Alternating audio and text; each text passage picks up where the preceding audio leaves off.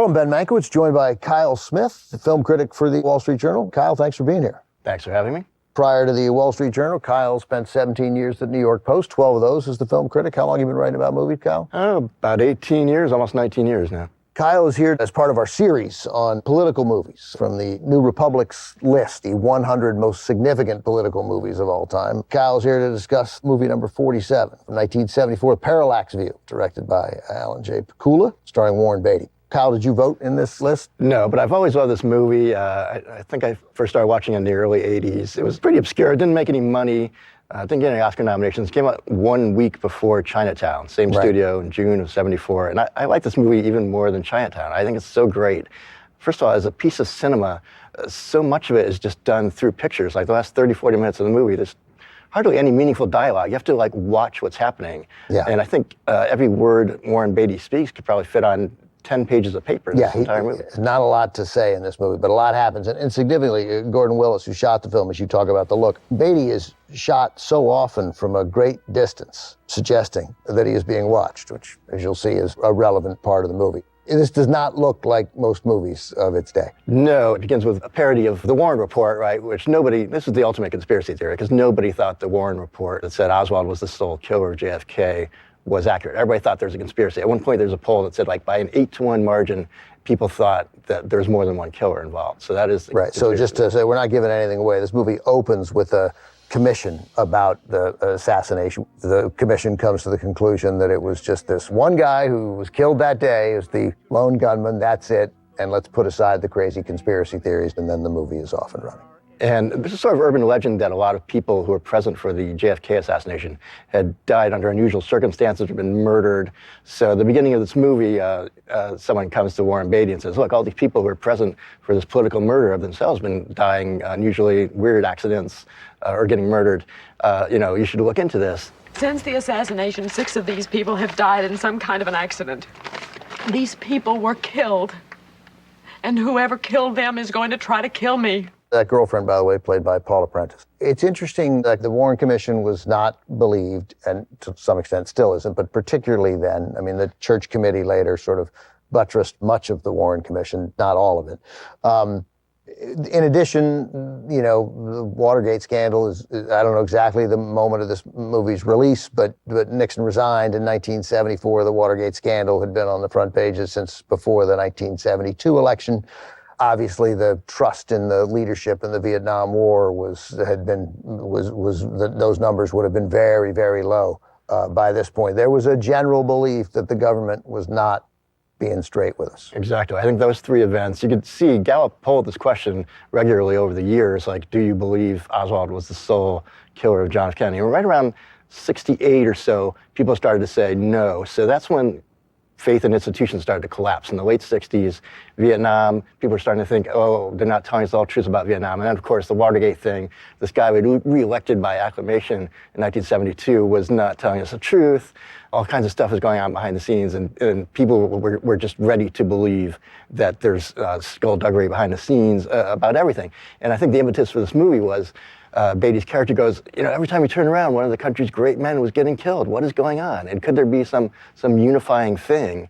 And according to this movie, there's this evil corporation that's behind it all. It's very interesting. We're in an era now when, once again, and I don't know how much our faith in institutions was rebuilt after the crises of the 70s, but it was rebuilt some, and now faith in so many institutions, not necessarily the same institutions, but many of them, is once again at I suspect, near an all-time low. Is that a fair assessment? I think so. There was probably an all-time peak in faith in journalism in the late 70s, and you had all these crusading reporters start, like Lou Grant. Right, everybody wanted to be Woodward and Bernstein, right, and to break a big story. And we thought the reporters will save us. The reporters will dig up the truth. But now people just don't think reporters are playing it straight. They either are not digging up the truth, or they're actively hiding the truth, or they have some partisan ideology that is causing them to shade the truth. All right, we'll talk more about the Parallax View after we see it, but here it is, from 1974, directed by Alan J. Pakula and starring Warren Beatty, The Parallax View. Ben Mankiewicz back with Kyle Smith, film critic for the Wall Street Journal. Is it fair to call you a conservative film critic? Sure. Yeah. Does that put you at odds with most other film critics, or does it not really come up all that often? I think it does, and the reason it comes up is because so many movies are pushing a democratic or left-wing agenda. It can be a great left-wing movie, which I think Parallax View is. But very often, to me, they very often come across as strident and therefore not great. There's a temptation to see the Parallax View as sort of a left-wing conspiracy movie, but I don't even really see it because it strikes me that conservatives would have exactly the same concern, right? That, I mean, in the end, there's this corporation that who knows who contracts with them? Politicians, the CIA, people in the intelligence world, people in the national security world who would reach out to this organization that trains psychopaths to become effective hitmen. Right, but the thing that drives conservatives crazy is the guy who killed John F. Kennedy was a communist. He defected to Russia. He was handing out like pro-Cuba, pro-Castro leaflets in New Orleans. He was a communist. And it just seems to us mind-blowing that, kind of moderate progressives and Democrats can't understand that there's this far left faction of people who just hate that. Like, Kennedy was very, very anti-communist. So it's perfectly easy to believe that a communist would want to kill John F. Kennedy. But, that movie Executive Action, which was a Dalton Trumbo movie, he was an ex-communist. That all posited like this evil right-wing conspiracy. And JFK, the Oliver Stone movie, is like this evil right-wing conspiracy. It's like they can't accept that a communist is the guy who did this. Yeah, I'd only seen Parallax View one time before rewatching it with you. And I remember liking it. I remember being confused by it. I was less confused this time, but the confusion isn't that important. There are a bunch of things that arguably don't make sense, but there's a mood that something bigger is at stake. But I remember Beatty, I thought, blew up on the airplane. And I thought we saw the airplane blow up. But one, he doesn't, as we see, die on the airplane. And the airplane explodes off camera. Yeah. A huge, thunderous explosion.